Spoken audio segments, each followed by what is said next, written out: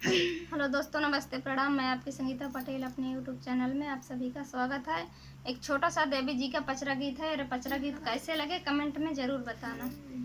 नीचे यमुना की धारे ऊपर मंदिर तोहार, नीचे यमुना की धारे ऊपर मंदिर तोहार। मोरी मैया पाँव कैसे पड़ूं दुर्गे मैया, मोरी मैया पाँव कैसे पड़ूं दुर्गे मैया।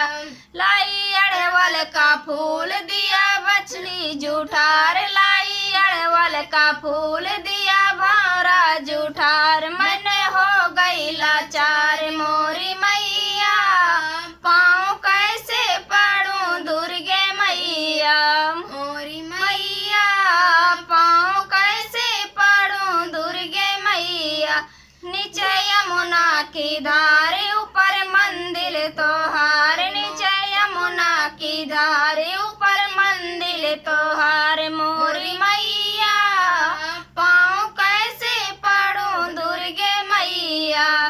लाई गंगा का जल दिया मछली जूठार, लाई गंगा का जल दिया मछली जूठार। मन हो गई लाचार मोरी मैया पाँव कैसे पड़ूं दुर्गे मैया, मोरी मैया पाँव कैसे पड़ूं दुर्गे मैया।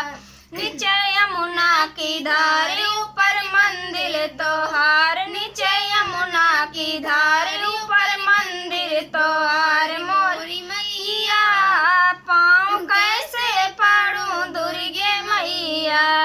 लाई गैया का दूध दिया बछड़ा जूठार, लाई गैया का दूध दिया बछड़ा जूठार। मन हो गई लाचार मोरी मैया पाँव कैसे पड़ूं दुर्गे मैया, मोरी मैया पाँव कैसे पड़ूं दुर्गे मैया। नीचे यमुना की धारे ऊपर मंदिर तोहार, नीचे यमुना की धारे ऊपर मंदिर तोहार। मोरी मैया पाँव